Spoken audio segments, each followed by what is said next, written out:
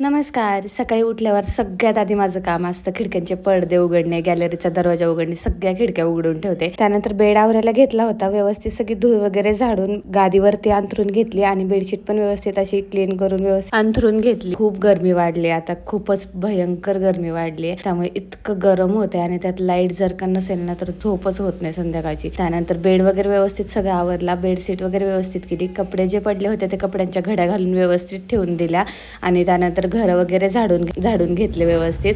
घर गॅलरी सगळा कचरा काढून घेतला, कारण सकाळी उठल्यावर ना आधी पडदे उघडायचं काम करते आणि त्यानंतर घर झाडायचं काम करते.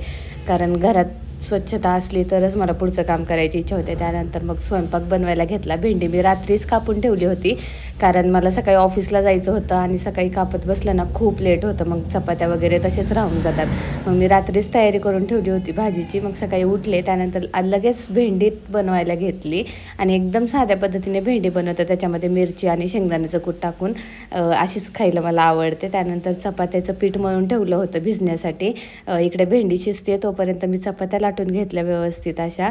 आणि सकाळच्या मी चपात्याच करते शक्यतो, कारण भाकरी मला डब्याला घेऊन जाऊशी वाटत नाही, कारण दुपारपर्यंत त्या अशा कडक होतात आणि चपात्या मऊ राहतात. त्यामुळे असं होतं आजचा दिवस. भेटूया पुढच्या ब्लॉगमध्ये. बाय.